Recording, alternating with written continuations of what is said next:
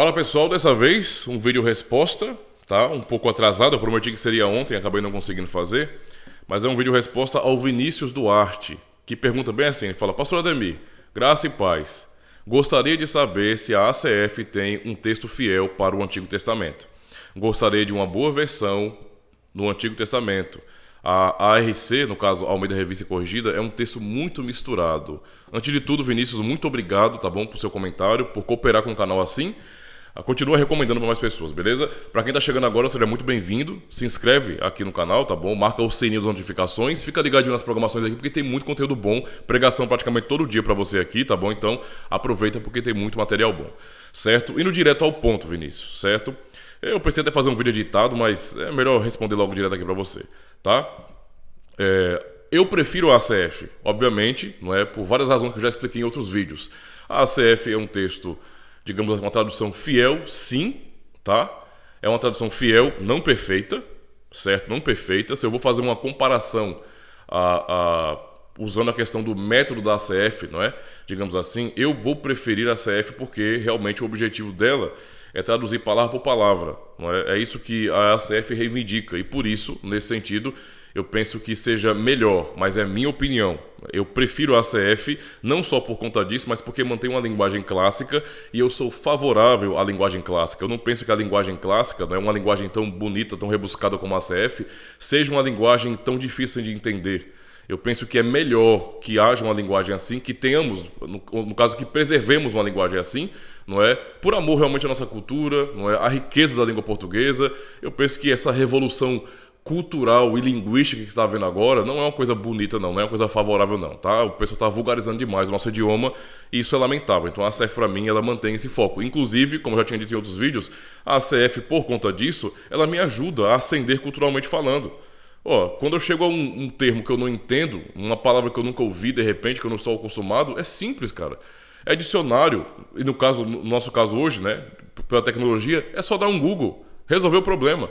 Eu aprendi mais um vocabulário, né, aprendi mais um termo e enriqueci, nesse sentido, a minha cultura, o meu vocabulário. Então, é benéfico de todo jeito.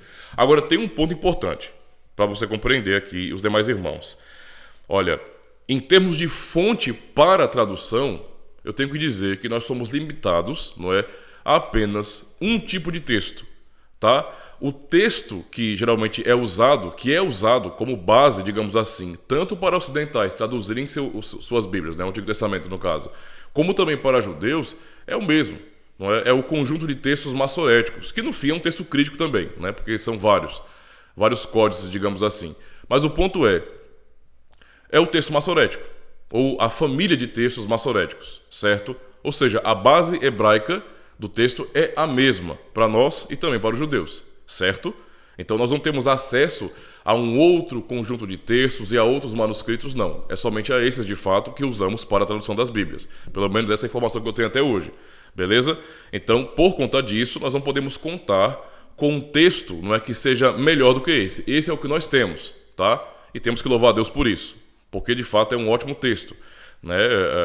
Temos tido acesso, né? Inclusive muitas comparações com os manuscritos do Mar Morto, por exemplo, mostram como o texto realmente é muito bom. Agora entenda, pensando assim, já que nós não temos uma fonte diferente, nós ficamos limitados às traduções. Então a grande questão aqui é qual tradução é melhor, ou qual tradução realmente tem esse foco de ser mais fiel às próprias palavras que estão no hebraico, por exemplo.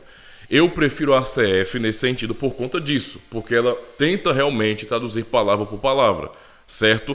Mas isso não significa dizer que as demais traduções são piores, são ruins, de forma nenhuma. Elas têm, às vezes, um outro tipo de método, digamos assim, para a sua tradução. Mas isso não desabona de forma nenhuma as traduções. Por exemplo, eu prefiro a ACF, eu defendo a ACF por várias razões, inclusive, não é? Porque pensando também em Novo Testamento, para mim, é a única João Ferreira de Almeida de verdade. As demais que estão no mercado, embora eu respeite muito por serem ótimas traduções, não são João Ferreira de Almeida. É uma coisa meio fake isso aí, na verdade, né? O cara tem que ser muito alienado para não entender isso. É básico, né? Se eles não usaram o texto que João Ferreira de Almeida usou para a sua tradução, então não é João Ferreira de Almeida, né? Então é um uso do nome aí para mim indevido. Mas tudo bem, né?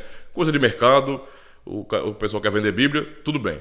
Essas são as minhas razões. Só que nós não podemos, então, descartar outras traduções, porque todas as demais, tanto a ARA como a RC, não é? A NVI, a Nova Tradução da Linguagem de Hoje, não é? E todas as demais usam o mesmo texto hebraico para a sua tradução. Então, dá no mesmo nesse sentido, certo?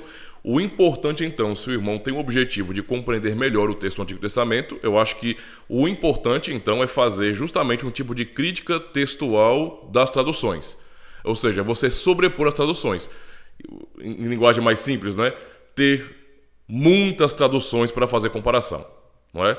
Eu poderia, então, e eu vou fazer isso, deixar uma lista aqui na descrição do vídeo, não é? De bíblias que o irmão pode adquirir para melhorar a compreensão do texto hebraico só com traduções, beleza? Eu vou então falar quais são as bíblias nesse sentido das traduções, porque eu considero realmente as melhores nesse sentido. Começando, primeiro, digamos assim, a primeira da lista, não é? Eu colocaria a Bíblia LTT, certo? Porque é a Bíblia com a tradução mais literal que nós temos. É a mais literal. Então não é um tipo de Bíblia que ninguém vai levar para a igreja, não é? Que geralmente as pessoas não compram para esses fins, certo? E que o povão, no sentido geral, acaba não tendo acesso, porque realmente ela é hiperliteral, não é? Então a tradução palavra por palavra, termo por termo, partícula por partícula é exatamente a tradução literal, certo? Isso torna difícil a compreensão quando alguém vai ler, porque não está adaptado para a nossa gramática, por exemplo. É uma tradução literal mesmo. Entende a situação? Por isso, não é? Eu a considero muito importante, não é? Quando ela é usada com outra Bíblia. Então eu colocaria primeiro a LTT. Em segundo lugar, colocaria a ACF ou a King James 1611 como duas bíblias, não é, que eu considero das melhores, são as melhores para mim, certo? E, obviamente, a sua tradução eu acho espetacular. Linguagem clássica, linguagem bela, bonita, então é ali, não é? E para mim é clara, também eu acho maravilhoso isso, certo? Colocaria também, já que estamos falando de Antigo Testamento, não é, uma... Almeida, século 21, certo? Almeida, século 21. E também a NVI, de repente, certo? Eu acho que seria uma boa soma você colocar essas bíblias aí para você estar usando. Sem contar que você tem opções de paráfrases, não é? Então você tem, por exemplo, a Nova Linguagem de Hoje, né? A NTLH, a NVI. Eu já falei NVI? Eu acho que não, né? Ou Bíblia Viva, ou então a Mensagem de Eugene Peterson, né? Peterson, sei lá. Então, são paráfrases, digamos assim, da Bíblia. Eu penso que usar esses textos, não é? De pouquinho vai comprando aí, vai melhorar a sua leitura do Antigo Testamento. Sem contar que nós podemos também usar, digamos assim, outros métodos de tradução de Bíblia. Por exemplo, não é nem método, na verdade, né? Usar outros autores ou outros tradutores, digamos assim. Porque, por exemplo, as Bíblias que eu citei aqui, elas são de linhagem protestante. É importante também, eu penso que é muito importante, você pegar alguma Bíblia também de tradução católica romana, para você colocar na balança e fazer as comparações também. Então eu recomendaria aí, não é, a Bíblia de Jerusalém, é uma ótima tradução também, certo? E também, não somente a Bíblia de Jerusalém, mas nós temos aí acesso, por exemplo, hoje, a dois materiais que eu estou cobiçando, né? Que é o Tanar completo, certo? Que está em hebraico e português, e também a Torá, que está em hebraico, aramaico e português, se eu não me engano. O detalhe é que as traduções em português são feitas por judeus, então já é mais um outro tipo de tradução, não é? Então você tem traduções de linhagem protestante, católica romana e judaica. Isso nos dá, não é, uma compreensão melhor, porque você está vendo ali, na verdade, grupos diferentes, distintos, que têm teologias distintas abordando o mesmo texto. Entendeu a questão? Então é importante. Se você quiser ainda ter acesso a uma outra fonte, né? Uma outra fonte, como por exemplo uma tradução da Septuaginta, já temos em português. Então há uma tradução, né, da Septuaginta português disponível, tá? Qual é a questão curiosa aqui? É que a Septuaginta, sendo a primeira tradução da Bíblia, ela é muito importante. É um texto relevantíssimo. Eu penso que para o estudo é indispensável, porque muito provavelmente, certo, o texto base que os 70 usaram para a tradução, não é, do hebraico para o grego não tenha sido o mesmo, não é, o mesmo conjunto de textos, a mesma família de textos que o texto massorético. Porque quando você lê a Septuaginta, por exemplo, você vai perceber que há algumas diferenças, pequenas, não é? Do texto que nós temos, que tem base no hebraico, por exemplo. Há umas pequenas diferenças. Isso pode ser, não é, explicado, não é, dizendo o quê? Que os 70 usaram uma outra fonte de texto hebraico.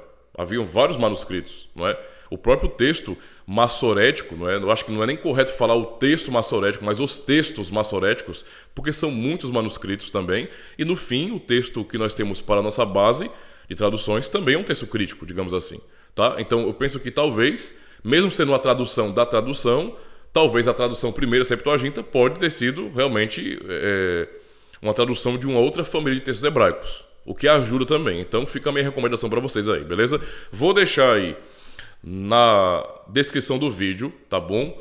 Uma lista desses links para que vocês possam ter acesso e de pouquinho comprando esse material e aprimorando então a sua leitura do Antigo Testamento. Beleza?